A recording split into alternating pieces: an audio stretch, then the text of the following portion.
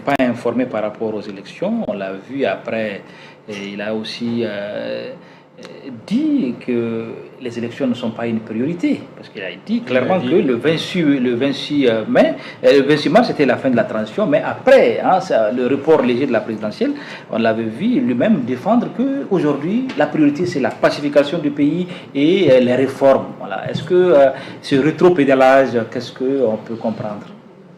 Il est, comme Birama l'a dit, il est dans sa logique à lui. La logique de Shogel, c'est vraiment la logique de Shogel. C'est quelqu'un qui n'a pas peur de dire une chose aujourd'hui et le contraire le lendemain. Ça, c'est le modus operandi de l'homme, c'est sa marque déposée. C'est lui qui, à plusieurs reprises, est venu dire que pour les considérations de sécurité, les élections, ce n'était pas une priorité. Et aujourd'hui, c'est le même qui vient dire que la sécurité, aujourd'hui, pose problème. Donc, il y a tellement d'incohérences. Bado l'a répété, Birama l'a répété. Mais au-delà de ça, moi, je pense que cette brouille, c'est une brouille sur fond de positionnement pour les élections. Patience stratégique, oui, mais la patience était peut-être conditionnée au fait que le président n'aille pas aux élections. C'est une supposition. Maintenant que des rumeurs, des couloirs disent que le président ira aux élections, peut-être que c'est à ce niveau que la patience commence à avoir des limites. C'est une possibilité. Et ce qui est dommage, c'est que, et ça c'est constant, on le dit, on le répète, beaucoup de choses ont été maquillées.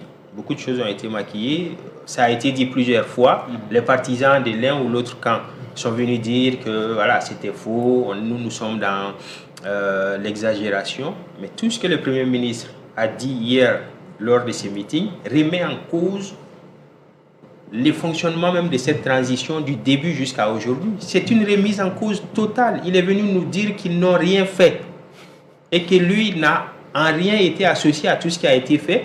Et quand il dit qu'il y a un recul, ça veut dire que tout ce qui a été fait n'a pas pris. Ça veut dire qu'il n'y a pas eu de vision. Et c'est tellement grave qu'un Premier ministre d'un pays sorte publiquement dire que telle action a été entreprise par le président de la République et qu'il n'a pas été associé. C'est lui le numéro 2 de l'exécutif. Et logiquement, tout ce qui doit passer, tout ce qui concerne le gouvernement doit passer par lui. Dans quel type de fonctionnement nous sommes, qu'il vienne nous le dire.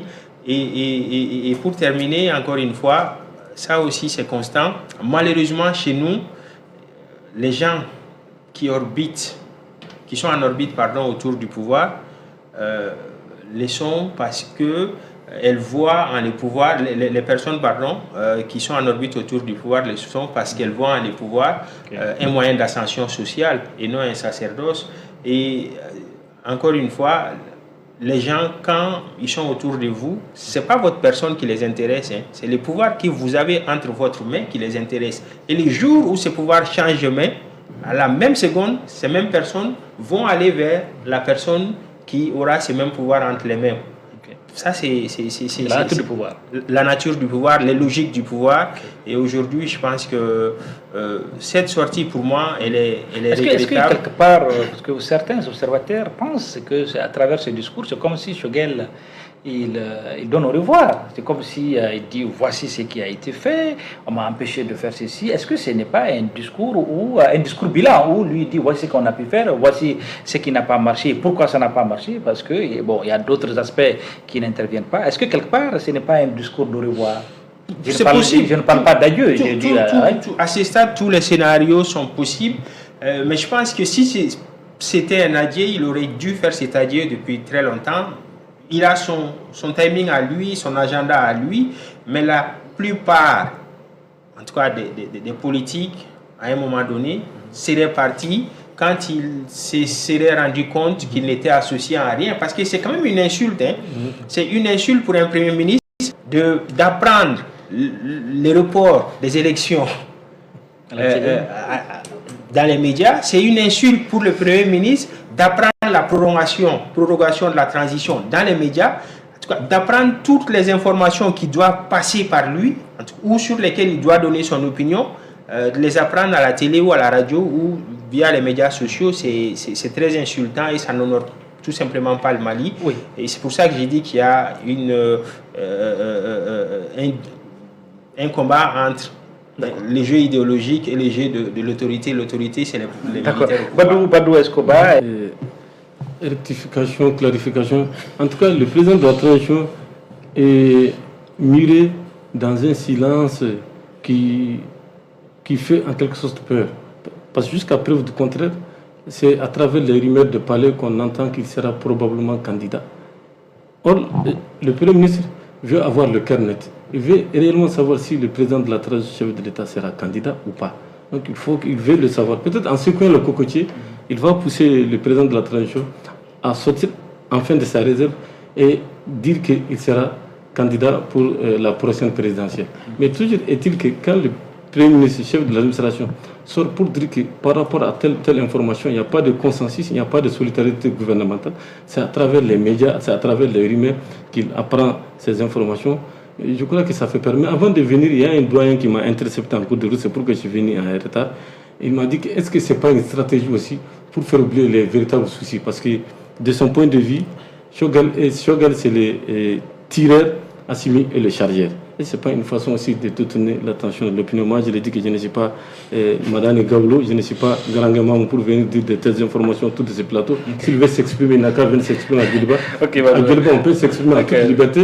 Et il n'a qu'à demander votre numéro. Je vais vous donner votre numéro, il va venir s'exprimer. Non, vous n'êtes pas un jeteur de courrier comme on le dit. Politique, aujourd'hui, il est clair que ceux qui sont au pouvoir, les côtés militaires, sont devenus des politiques. Quoi qu'on dise, c'est des politiques. Et aussi, ils ont leur stratégie, tout comme le Premier ministre a sa stratégie. D'accord. Et docteur, on va finir avec cette question. L'avenir du Premier ministre après ce discours très musclé. Bon, l'avenir du Premier ministre, il y a vraiment qui parle de la constance dans l'incohérence.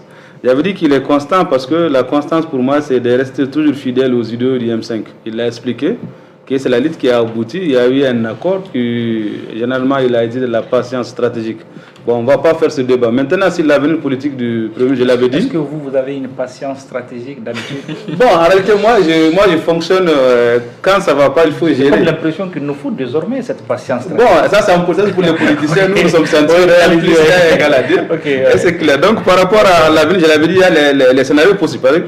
Les jours à venir, ça peut être une rupture où la cohabitation continue sur de nouvelles bases, où ils vont continuer avec le statu quo jusqu'à l'organisation des élections. De la vie que les trois possibilités sont là. Oui, ok. Allez-y. Les trois possibilités.